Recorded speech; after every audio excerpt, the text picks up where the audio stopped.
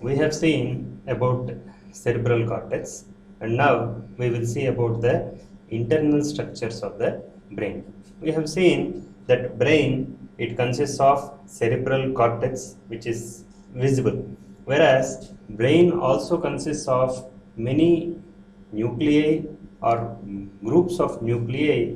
Brain also consists of many groups of cell bodies within it, where we call them as nuclei.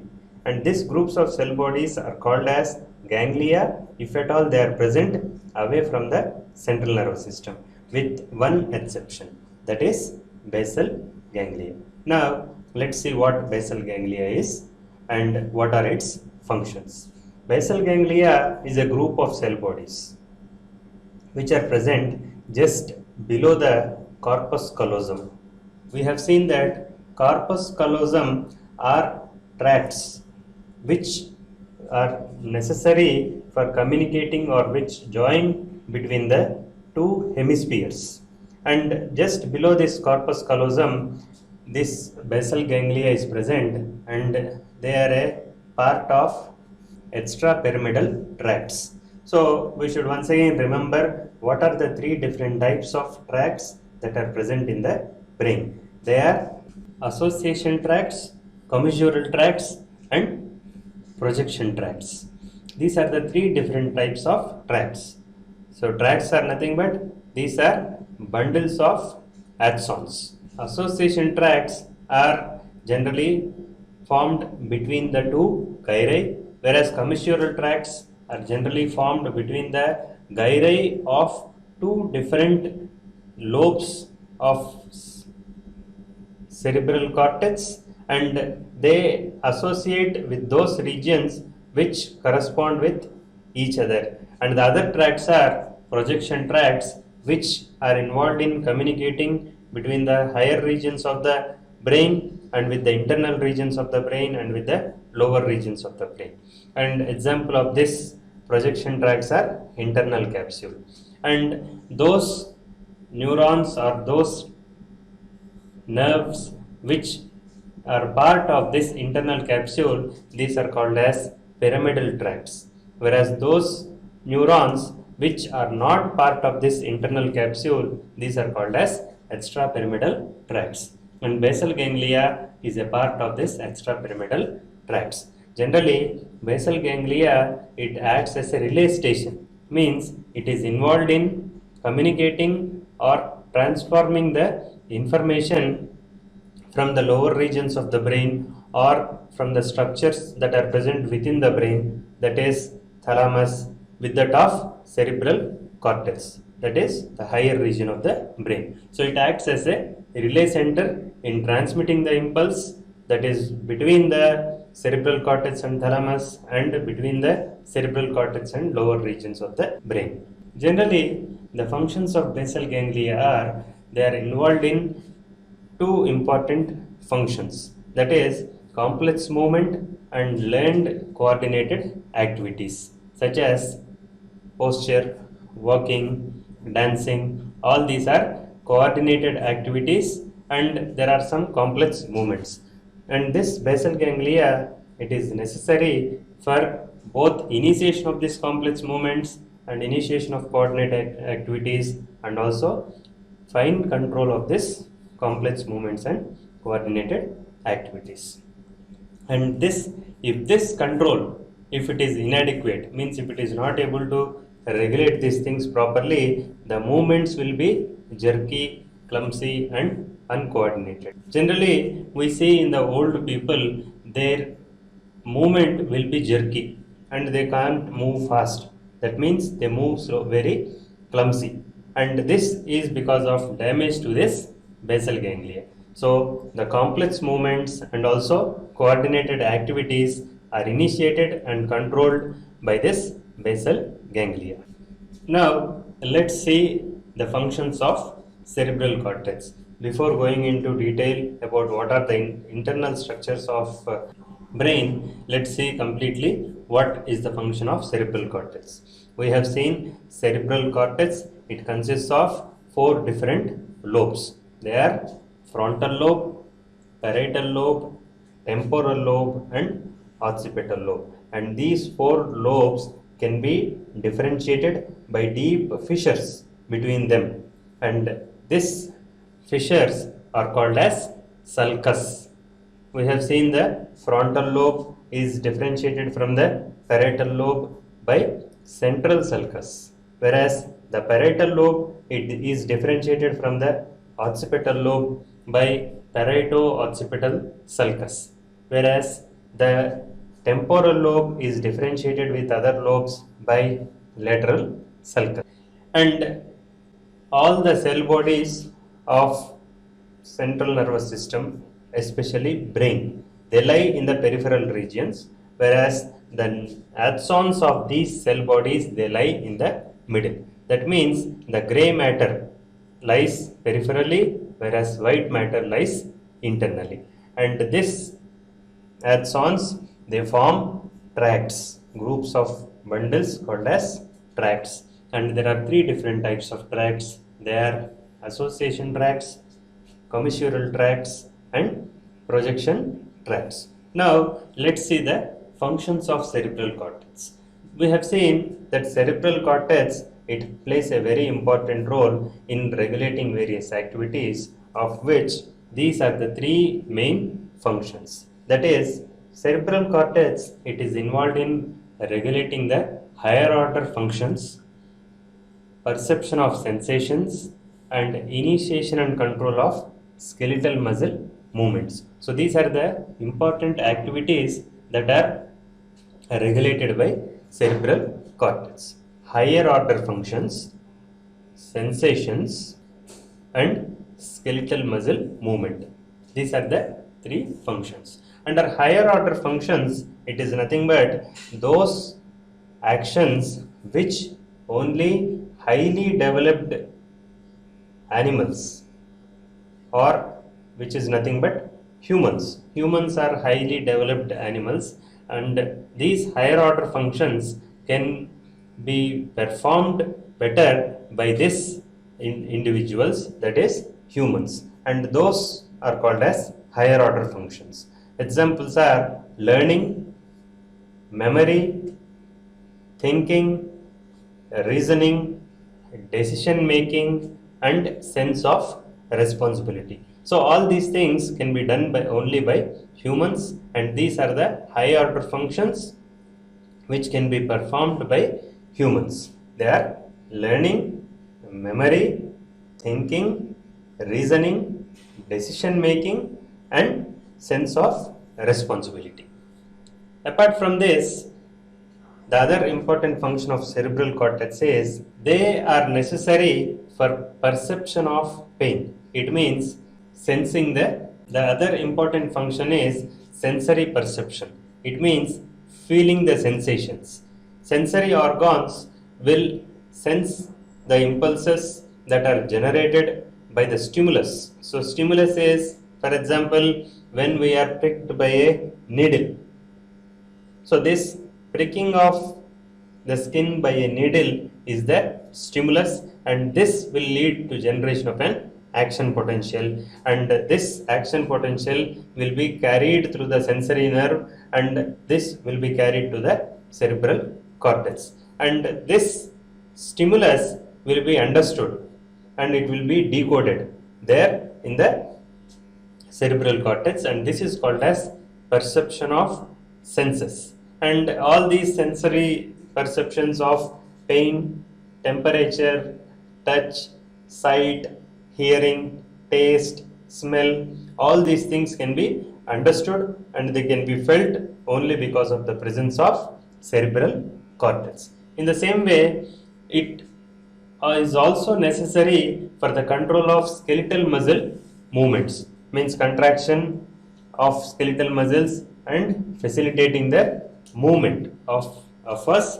It is mediated by this cerebral cortex. These are the important functions of cerebral cortex. One is higher order functions which only humans can perform well, that is learning, memory, thinking, reasoning, decision making, and taking up of responsibility. Sensory perception and initiation of skeletal muscle movements. Next, we will see in detail what are different areas in cerebral cortex which are necessary for this motor activities and sensory activities, and those regions which are involved in regulating the higher order functions. We can classify these areas into either motor areas, sensory areas, or association areas. Motor areas in the sense those regions which are necessary for us to perform our voluntary activities. Voluntary activities in the sense those activities which are performed due to our initiation or due to our intention. If I want to raise my hand, I will raise. So this is a voluntary skeletal muscle activity, and that activity it is mediated through the motor nerve, and this motor nerve will be generated from the cerebral cortex, and that region from which this motor nerve will be generated, it is called as motor area. In the same way, we have seen that our senses are perceived by cerebral cortex. They will be understood by the cerebral cortex, and this region where that particular sense of pain, touch, temperature, sight, hearing, smell, taste, all these things, these will be processed in that particular regions, and these regions are called as sensory areas. And the other areas are called as association areas. It means those areas which are involved in maintaining or performing these higher order functions such as intelligence, judgment, memory, learning, reasoning, emotions. All these are higher order functions because humans have emotions, humans have intelligence, humans will have an ability to understand the reason behind anything, humans can judge. All these are higher order functions, and there are certain areas in the brain which are involved in regulating these higher order functions. Those are called as association areas. So these are the different functional areas in the cerebral cortex, and let's see them in detail. So let's start with motor areas. So generally you can see in the diagram that it shows the frontal lobe, central sulcus, followed by parietal lobe, followed by occipital lobe, and in the side you can see the temporal lobe. So that region of brain which is present in front of the central sulcus, it is called as frontal lobe, and that region or that lobe of cortex which is present after the central sulcus, it is called as parietal lobe. And here now we are dealing with motor areas. Motor area, there are two motor areas in the cerebral cortex. One, it is primary motor area, and the other is motor speech area. You can find those two things. The red colored region which is present in front of the central sulcus, it is called as primary motor area, and that yellow colored light yellow colored region which is present in the frontal lobe just above the lateral sulcus in front of the temporal lobe, it is called as motor speech area, and this motor speech area is also called as Broca's area. You can find that these two there in the cerebral cortex. Now let's see about this primary motor area. You can find that region which is present in front of the central sulcus, it is called as primary motor area, and the cell bodies that are present here, they are pyramid shaped, and they are necessary for our skeletal muscle movement. So the skeletal muscle movement, if you want to walk, if you want to do something, raise your hand, run, dance, anything, that it involves skeletal muscle movement, and the inputs for these muscles will come from this primary motor area, and the input from these regions will come to the skeletal muscle with the help of two neurons.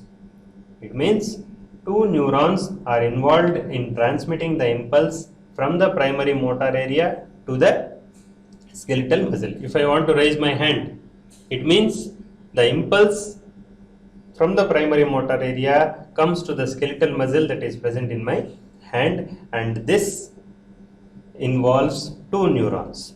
They are upper motor neuron and lower motor neuron. These are the two neurons that are involved in transmission of impulse from the primary motor area to the effector organ, that is skeletal muscle.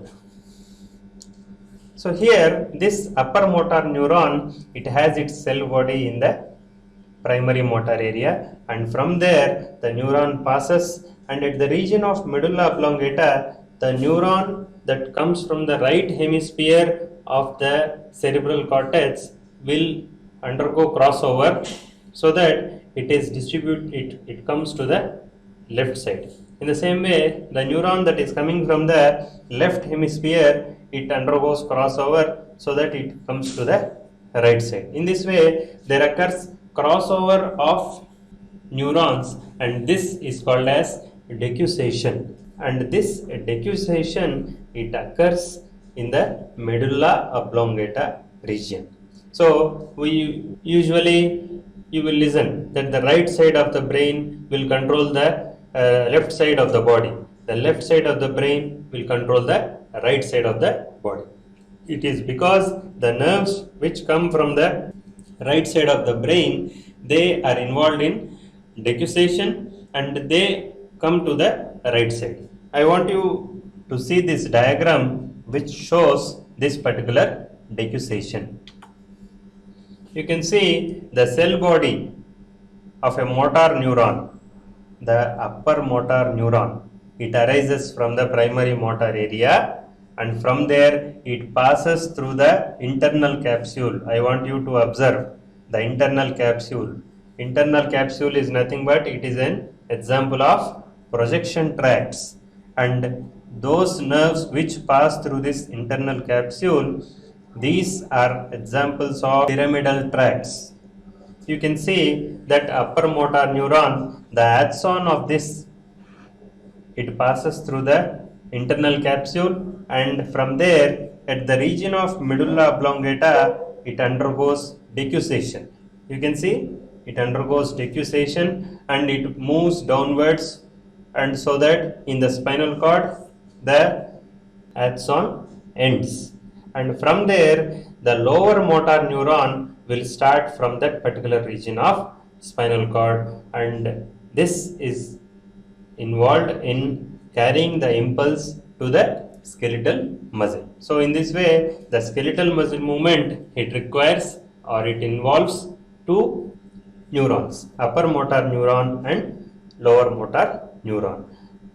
So this is regarding the primary motor area, which is present just in front of the central sulcus, whereas the other motor area in the brain is motor speech area, which is also called as Broca's area. So this function of this region is, it is necessary for the muscle movements that are involved in speech. Means we are talking. It means the muscles that are necessary for this movement, which are involved in moving the jaws, is getting the input from this motor speech area. And this also, it follows the same principle. For example, we can find this motor speech area very prominent or dominant in the left hemisphere of the cerebrum. The motor areas are represented in this way. That particular regions of the brain which are present in the highest are necessary for regulating the muscle movements of the lowest. Can you see? So you can see these are the two hemispheres. One of this shows the motor representation of motor regions of different parts of our body. For example, the toe followed by foot, followed by ankle, followed by thigh, followed by arms, followed by hands, followed by face, followed by tongue. So this is the region how it represents in our brain. It means this particular region which is present in the top will send impulses to the muscles of foot, toes, knees. As we move downwards like this, it also moves downwards, so to the hand, to the face, and to the tongue. So in this way the motor areas are represented in the primary motor area of cerebrum. And you can find that the hand is given majority of the region in the brain. You can see majority of the region, it is shown as hand. It means that particular region will get more impulses from a vast region of the brain. Means, because for example you take the trunk,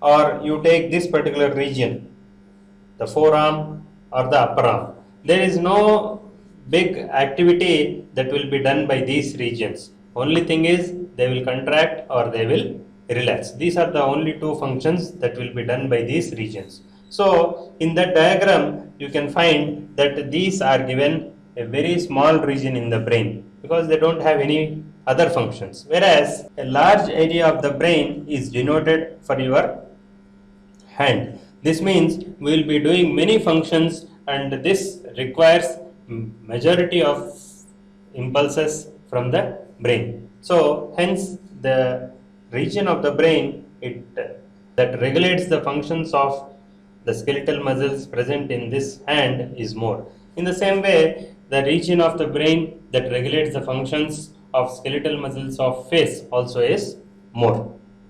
Hence the representation of these particular areas in the cerebral cortex is like this. The other diagram shows the sensory information that is processed from different regions that we will discuss in sensory areas. We have seen there are two different motor areas. One is primary motor area and the other is motor speech areas. Now we will see what are the sensory areas. We have seen the functions of cerebral cortex is one motor functions, other one is sensory perceptions. Now sensory perceptions in the sense we are feeling the temperature, we are feeling the pressure, we can hear, we can smell, we can taste. All these things are processed by various sensory areas that are present in the cortex. We will see what are the various sensory areas. So there are different sensory areas. One is somatosensory area. It means this is involved in understanding the sensory impulses from somatic organs, or we can call them as those nerves which receive somatic nerves, those organs which receive somatic nerves, that is skeletal muscles. And this somatosensory area, it is present just behind the central sulcus. Can you see here? I will show you another diagram. You can see. So first I want you to identify the central sulcus, and before the central sulcus is the primary motor area, and after the central sulcus is the somatosensory area. And this somatosensory area is the one which receives impulses from the skeletal muscles and from the joints, and it will understand and it will decode the impulses. So the function of this somatosensory area is getting the impulses from these skeletal muscles and joints, and this are also involved in sensations of pain, temperature, pressure and touch. All these things are sensations which are perceived by the skin.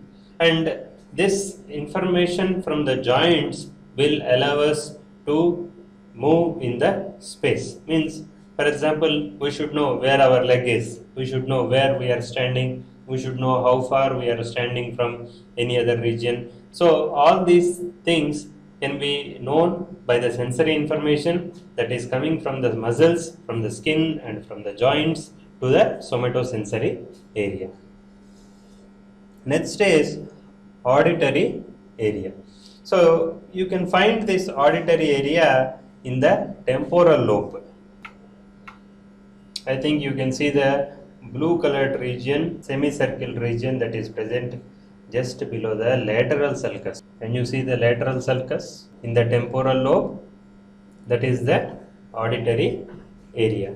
And this auditory area is necessary for sensing the impulses that come from the inner ear. Inner ear consists of vestibule and cochlea. These are the two regions in inner ear, and this information which comes from the cochlea is processed by this auditory area in the temporal lobe. And this nerve which is involved in carrying these impulses from the ear, it is called as vestibulocochlear nerve, and this is the 8th cranial nerve. And about these cranial nerves you will be studying in the peripheral nervous system, because these are the nerves which come from the brain. The next sensory area is olfactory area, which is nothing but area which senses the impulses from the nose and will decode the sense of smell, and this is present deep in the temporal lobe, whereas auditory area also is present superficially in the temporal lobe, whereas olfactory area, it is present deep in the temporal lobe, and this gets the impulses from the nose. And the nerve that is involved in transmitting the impulses from nose is called as olfactory nerve, and it is the first cranial nerve. The next sensory area is taste area, and this taste area is necessary for processing the impulses that are transmitted from the taste buds. So I want you to see the taste area, and this taste area, it is present above the lateral sulcus. You can see it is labeled next to the auditory area, and the sense of taste will be perceived by this particular area which is present in the cerebral cortex. The next sensory area is visual area, which gets visual input from the eyes through the optic nerves. Optic nerves are the first cranial nerves. Through the optic nerves, the visual impulses are carried to that particular visual area, and this visual area, it is present in the occipital lobe. Can you see in the diagram? At the last, at the end, in the occipital region, we have this visual area. So these are the sensory areas that are present in the brain. We have seen the brain cerebral cortex has three main functions. One is higher order functions. It means learning, memory, thinking, judgment, reasoning, emotions and all. The second is motor functions, and the third is sensory functions. And now we are discussing about what are the different regions in the brain which will perform these functions. We have seen that motor areas will perform the motor functions, and we have seen that sensory areas are necessary for understanding the senses or decoding the senses.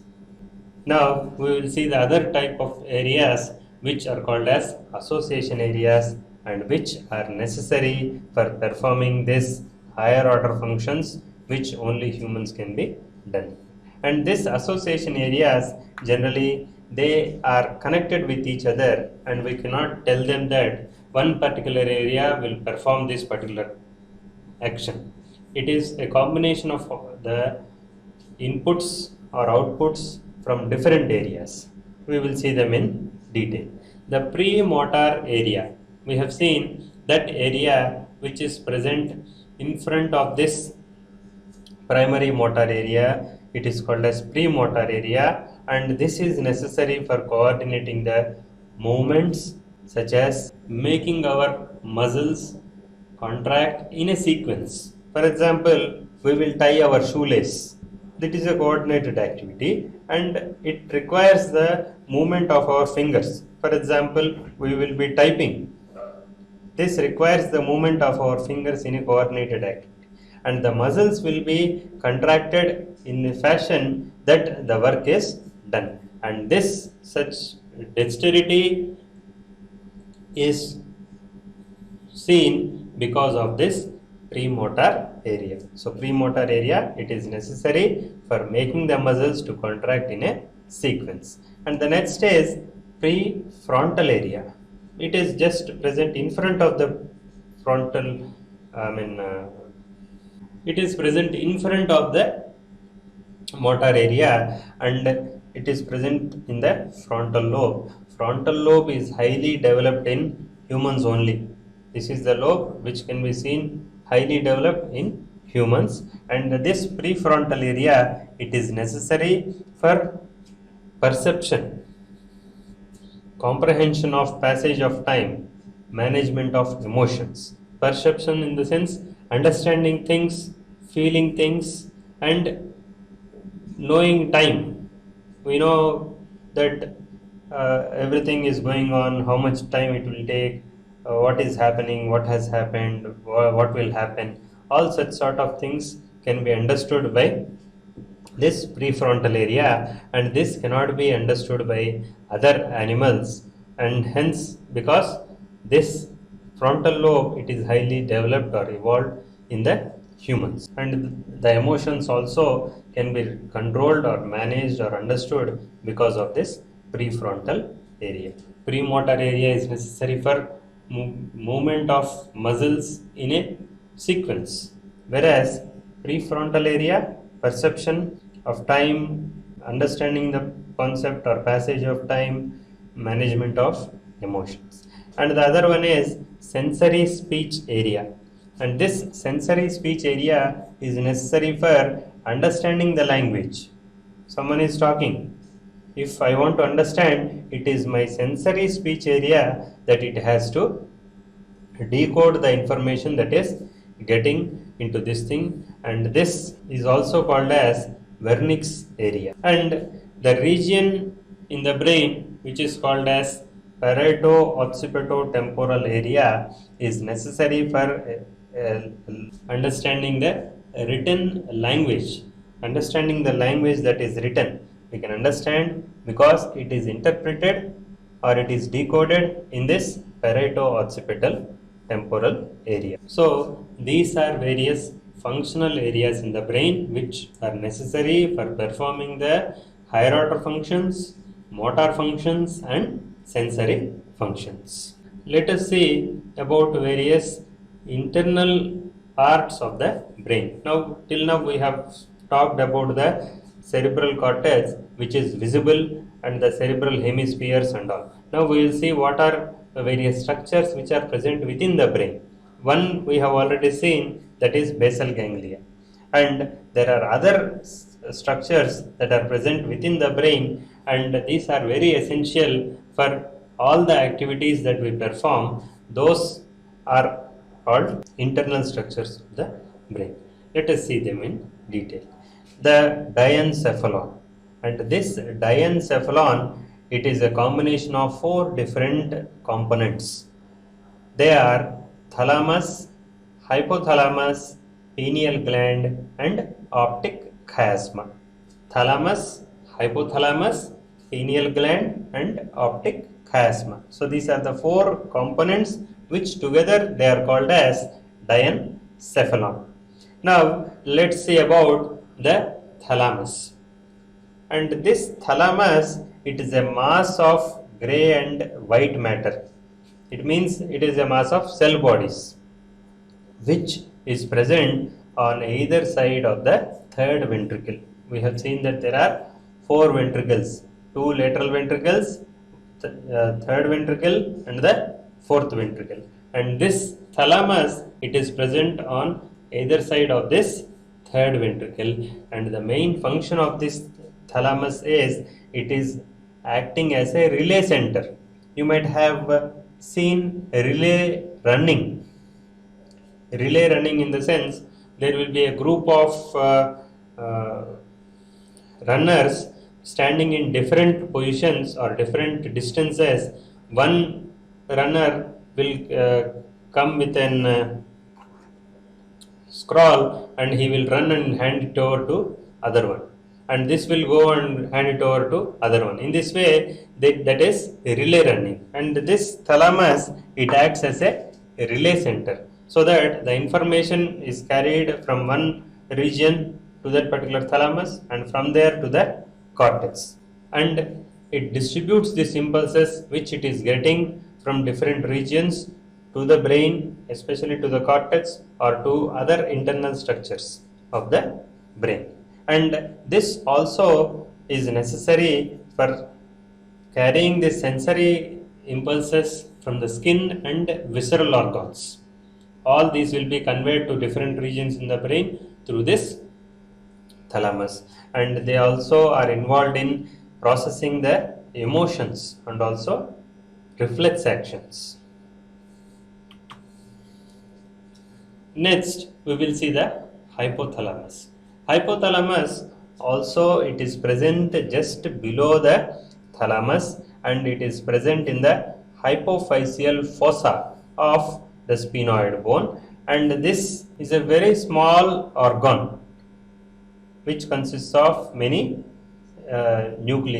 cell bodies, and it weighs approximately 7 grams in weight. And this is very essential or very important organ, that this will control the functions of many glands directly and indirectly. Let us see how this hypothalamus is very important in our normal functioning. There, it is involved in controlling the pituitary gland. So pituitary gland, it is called as master gland because it regulates the functions of all the other glands in the body. For all the other glands to function, it should get the impulses from the pituitary gland, and this pituitary gland is once again regulated by the hypothalamus, and hypothalamus also will regulate autonomic nervous system. Autonomic nervous system consists of nerves which are supplied to the autonomic organs, means those organs which are not under voluntary control. For example, you take heart, blood vessels, stomachs, intestine. In this way, all these organs which cannot be regulated by us, they are called as autonomic organs, and those nerves which are supplied to these autonomic organs are called as autonomic nerves, and these autonomic nerves are regulated by hypothalamus. Hypothalamus also plays an important role in appetite and satiety.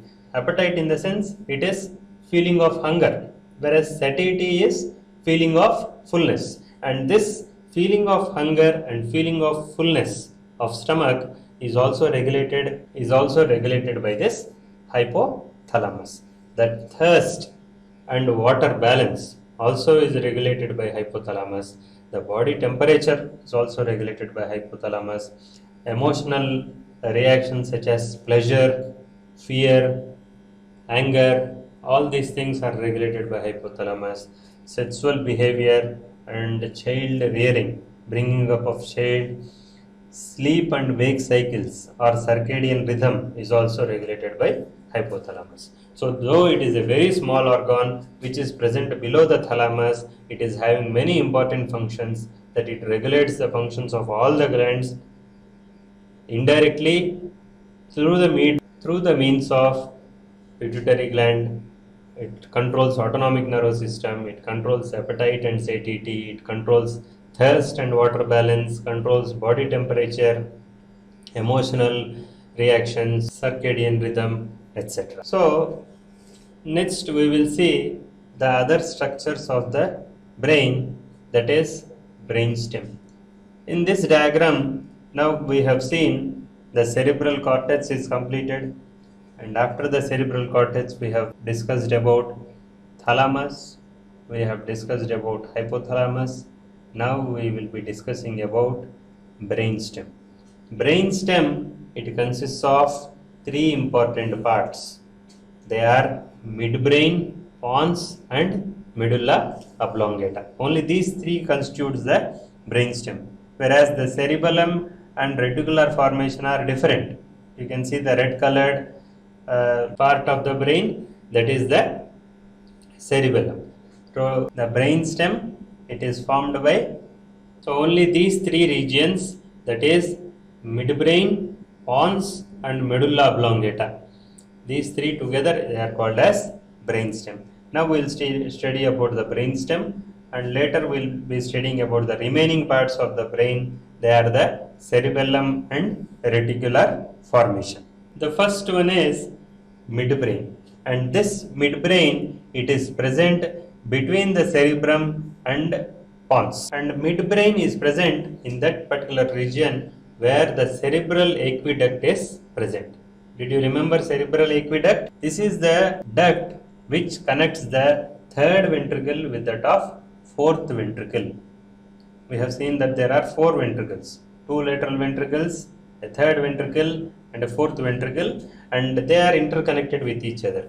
And this cerebral aqueduct will connect the third ventricle with that of fourth ventricle, and pons is present at the region of fourth ventricle, midbrain is present at the region of cerebral aqueduct, and this midbrain also consists of many nuclei and nerve fibers, and this midbrain, it is necessary for connecting the cerebrum with the lower parts of the brain and also with the spinal cord. Means it gets the nerves from this cortex and it passes the nerves to the spinal cord, and this also connects the cerebral cortex with that of other internal structures of the brain, and hence this also acts as a relay center for both the ascending and descending nerve fibers. Ascending nerve fibers in the sense those nerve fibers which are coming from the spinal cord to the brain, whereas the descending nerve fibers are the nerve fibers which come from the brain to the spinal cord. And another important function of midbrain is it is necessary for processing the reflexes of both auditory and visual. Means whenever we hear any sound, an immediate action that is produced to that particular this thing stimulus is called as auditory reflex. So in this way, midbrain, which is present just below the cerebrum, it plays a very important role by acting as a relay center, by acting as a connecting center between the cerebrum and lower parts of the brain or spinal cord, by acting as an region which processes the auditory and visual reflexes.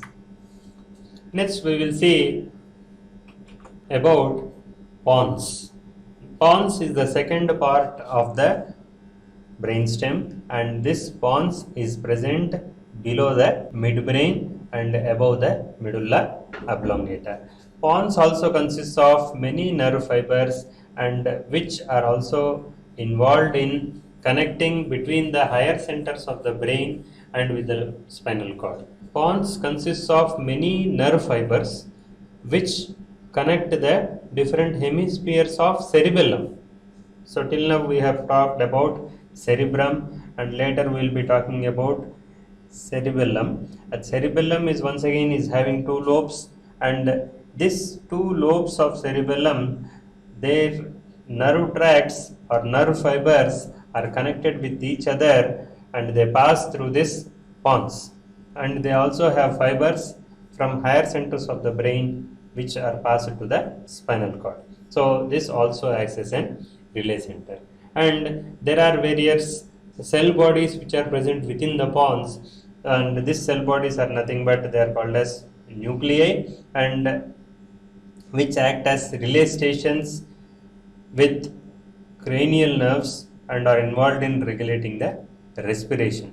and these are examples, and examples of these are pneumotaxic and apnostic centers. Let's see the third part of brainstem, that is medulla oblongata. The medulla oblongata, it is the interior part of brainstem and it is present below the pons, and it is about 2.5 centimeters in length, and we can see that the outer white matter, it starts from the medulla oblongata. We have seen that in the central nervous system, especially in the brain, outer regions consists of gray matter and in the inner regions consists of white matter. But in the spinal cord, the outer regions consists of white matter and the inner region consists of gray matter.